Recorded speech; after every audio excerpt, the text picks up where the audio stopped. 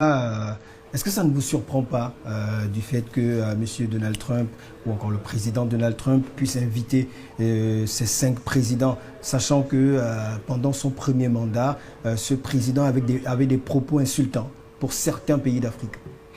Il a toujours les mêmes propos insultants, hein, je vous rassure. Hein.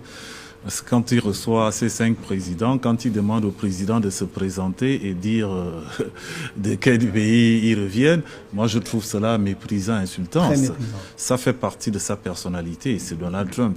Non, je suis pas surpris. Hein. C'est, comme je vous le disais précédemment, les États-Unis ont compris qu'il y a les BRICS qui sont en train de s'émanciper, dont il y a un contre-pouvoir qui est en train de se jouer sur le plan international. Et ils ont 25 bases américaines au niveau de l'Afrique. Hein. Donc là, on a des problèmes d'insécurité. Ils ont le Sahel qu'ils ont perdu, hein, c'est-à-dire avec le Liptako Gourma, avec le Niger de Tchiani, le Mali d'Assimi Goïta et enfin le Burkina Faso d'Ibrahim Traoré, ces 3 pays qui forment l'AES. Et l'AES qui est en train de perturber justement cette géopolitique et stratégique internationale. Donc il était impératif pour eux d'arrêter l'hémorragie avant qu'il ne soit trop tard en essayant d'avoir pignon sur rue sur ces pays. La Mauritanie, bon, elle est pratiquement acquise parce que c'est une base non officielle des États-Unis qui permet de pouvoir aussi de géolocaliser un peu tous les pays qui sont autour.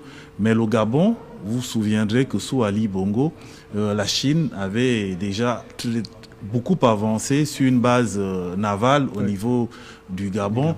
Donc la Guinée équatoriale aussi avait eu déjà des discussions dans le même sens.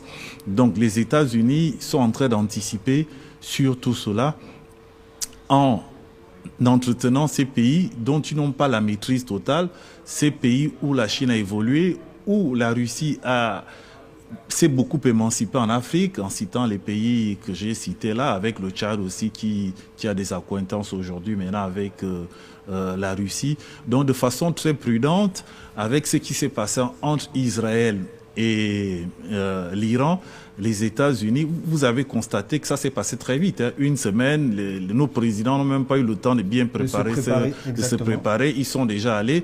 C'est pour vous dire que ça chauffe sur le plan international. Et les États-Unis aujourd'hui ont besoin des terres rares. Et le Gabon était un pays pourvoyeur des terres rares. On a le manganèse, on a l'uranium,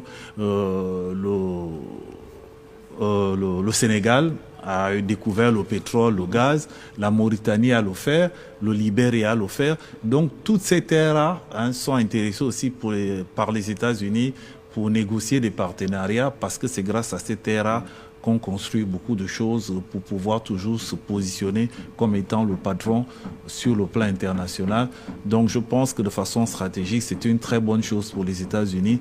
Maintenant, c'est aux pays africains aussi de renverser un peu le rapport de force, c'est-à-dire savoir négocier, comme l'a si bien fait notre président. Vous avez écouté son discours qui a été assez édifiant et il nous a donné un sentiment de fierté, pas seulement pour nous les Gabonais, mais l'Afrique entière a été surpris du discours du président du Gabon parce qu'il n'est pas reconnu comme étant un panafricain. Beaucoup l'ont traité d'assistant de la France, de marionnette de la France, mais je ne connais pas beaucoup de présidents qui peuvent s'asseoir sur la table avec les États-Unis et dire que nous voulons transformer les matières premières dans notre pays.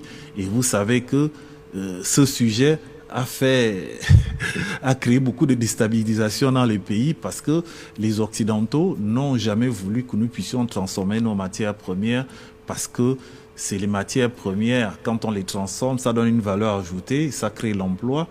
Ils préfèrent que nous puissions exporter nos matières de façon brute pour créer de l'emploi chez eux, pour créer des usines chez eux. Et le président, il a été assez clair, il a expliqué pourquoi il était important de transformer ces matières premières sur le territoire gabonais, parce que ça va créer l'emploi, parce que ça crée une valeur ajoutée, parce que ça va empêcher à nos jeunes frères, nos fils, de prendre la Méditerranée, aller de façon informelle dans ces pays parce qu'ils se plaignent qu'on est en train de les envahir. Mais justement, Oligui Nguema, avec ces mots, leur a expliqué que pour éviter que nos enfants, nos compatriotes en Afrique, nous puissions vous envahir, aidez-nous à transformer nos matières premières et signer des partenariats gagnant-gagnant. Et il a dit avec beaucoup de conviction, avec beaucoup d'assurance, j'ai vraiment aimé sa posture et j'ai été très fier de notre président dans cette rencontre parce que quand vous regardez les réseaux sociaux, le président de Mauritanie est très moqué et beaucoup d'autres présidents qui n'ont pas eu justement le cran qu'a eu le président du Gabon. Alors, Monsieur Nzamba, on a également vu le président Brice Clotaire Oligui Nguema se rendre à la Chambre de commerce des États-Unis